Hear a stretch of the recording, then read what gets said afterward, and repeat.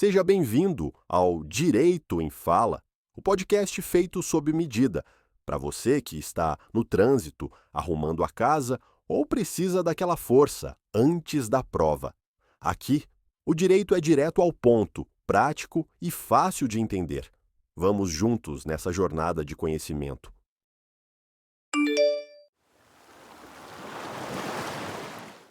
Olá, bem-vindos a mais uma análise aqui com a gente. Olá.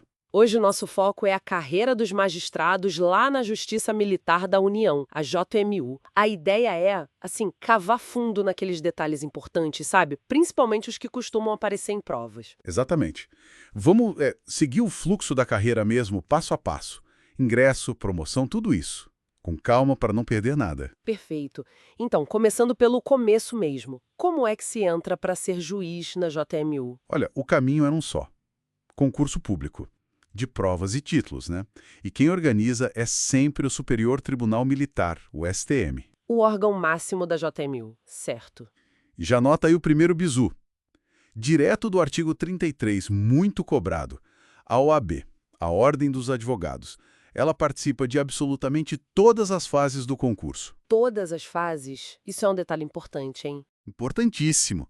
E depois da nomeação, segue assim rigorosamente a ordem de classificação. Passou em primeiro, é nomeado primeiro. E quem nomeia e também promove é o próprio STM. Está lá no artigo 35. Entendido. Então, para recapitular rápido, para entrar, é concurso público do STM, OAB presente do início ao fim, e a nota no concurso define a ordem de chamada. Simples assim. Isso. Beleza, a pessoa entrou. E para progredir, para virar juiz federal da Justiça Militar, como funciona? Bom, para a promoção, existem dois critérios que vão se alternando: antiguidade e merecimento. Tempo de casa ou desempenho, basicamente. Exato. Pela antiguidade, o STM indica o juiz que está há mais tempo no cargo. Mas, atenção aqui, uma dica. O tribunal pode sim recusar o mais antigo. Ah, pode? Mesmo sendo o mais antigo? Pode, só que não é simples. Precisa de voto de 2/3 dos membros, tem um procedimento específico para seguir e, claro, tem que garantir a ampla defesa para o juiz. Está lá no artigo 36, a linha A. Entendi. É uma exceção bem controlada. Bem controlada. E se empatar o tempo de posse? Aí o critério de desempate volta lá para o concurso de ingresso, pega a classificação, como diz a linha B. Faz sentido. E por merecimento? Aí parece que complica um pouquinho mais, né? Tem mais regrinhas. Olha só que interessante. Existe uma situação que pode tornar a promoção obrigatória. Obrigatória? Como assim? Se o juiz aparecer 3 vezes seguidas ou 5 vezes de forma alternada na lista de merecimento. Isso está na linha C do artigo 36. Ah, então se o nome aparece muito na lista, a promoção é garantida. Opa, calma aí. Não é bem assim. Tem um mas bem grande. Essa obrigatoriedade só vale se o juiz cumprir 2 condições, juntas.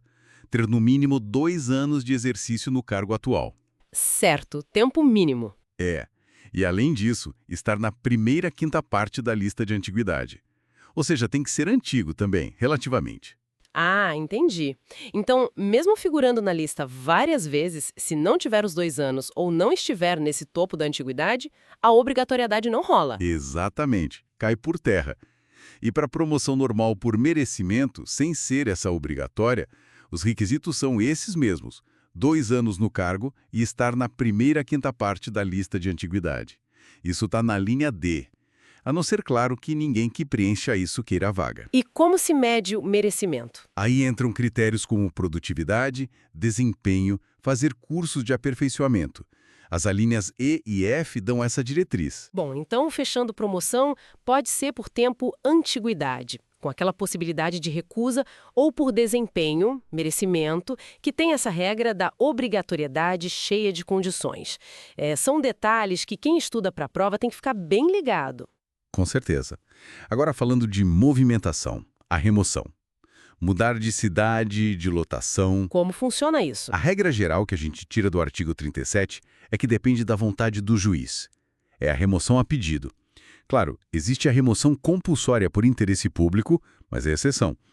E um detalhe processual importante do artigo 38, A remoção sempre acontece antes da escolha de vagas pelos novos concursados e também antes das promoções. Tem uma ordem de preferência para quem quer se remover? Tem sim. Se for juiz federal da JMU, a preferência é pela antiguidade na instância. Se for juiz federal substituto, aí depende. Se forem todos do mesmo concurso, vale a classificação no concurso. Se forem de concursos diferentes, vale a antiguidade na classe. Ah, ok. E uma dica aqui do parágrafo 2º do artigo 38. Quem passou no concurso só vai escolher a sua primeira lotação depois que os juízes substitutos que já estão na ativa e querem mudar de lugar tiverem feito suas escolhas. Prioridade para quem já está na casa, então. Exato. E outro bizu do parágrafo 3º. Geralmente, para pedir remoção, precisa ter ficado pelo menos 2 anos na lotação atual. É um requisito de permanência mínima, a não ser que não apareça ninguém com esse requisito interessado na vaga. Certo. Resumindo, remoção. Geralmente é voluntária, tem ordem de preferência baseada em antiguidade ou classificação e normalmente exigem esses 2 anos no lugar. Perfeito. Ok, passou no concurso, foi nomeado. E aí? Posse e exercício, né? Tem prazos para isso. Tem sim. A posse tem que rolar em até 30 dias depois que sai a nomeação no Diário Oficial. Esse prazo pode ser prorrogado por mais 30 se a pessoa pedir. E o exercício, que é começar a trabalhar mesmo, tem que ser em até 30 dias depois da posse. E se perder esses prazos? Aí complica. Se não tomar posse ou não entrar em exercício no prazo, o ato de nomeação é tornado sem efeito. É como se não tivesse sido nomeado. E promoção não interrompe o exercício, tá? E o tempo de viagem para ir para a nova cidade conta como exercício, até o limite de 30 dias. Entendido. E a vitaliciedade? Aquela garantia importante do cargo. Essa vem depois de 2 anos de exercício. É fundamental para a independência do juiz, né? Garante que ele não perde o cargo facilmente. Antes desses 2 anos, no estágio probatório, a perda do cargo só acontece por decisão do STM, com o voto de 2/3 dos membros. E férias, licenças, aposentadoria? Rapidinho sobre isso. Férias são diferentes. Ministros do STM têm coletivas, janeiro e julho. Juízes de primeira instância têm 60 dias por ano, individuais, mas tem que tirar em blocos de no mínimo 30 dias. Licença segue mais as regras gerais da magistratura. Aposentadoria segue o artigo 40 da Constituição. Uma dica aqui do artigo 59, parágrafo único. Se o magistrado começa a tirar muitas licenças médicas seguidas num período de 2 anos, existe um procedimento para verificar se não é caso de invalidez. Interessante esse controle. E para fechar, uma regra sobre incompatibilidade. Quem não pode trabalhar junto na mesma auditoria, no mesmo local, cônjuges e parentes próximos até 3º grau, incluindo afinidade e adoção. Isso vale entre magistrados, membros do MP e advogados que atuam ali com frequência. Se surgir essa situação, tem regras para resolver dependendo de como surgiu. Ufa, foi bastante coisa, hein?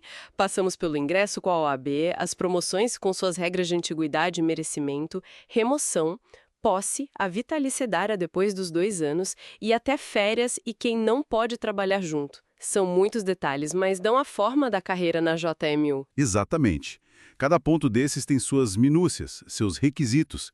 E entender isso, pegar esses bizus, é crucial não só para quem está estudando para concurso, mas para qualquer um que queira de fato compreender como a Justiça Militar da União opera por dentro. Fica então a reflexão. Como será que todo esse sistema detalhado de progressão, com critérios, exceções, travas, como na promoção por merecimento, acaba moldando as dinâmicas lá dentro, talvez até as estratégias dos próprios magistrados na JMU? Fica aí para a gente pensar. Até a próxima. Até a próxima. E aí, curtiu o episódio?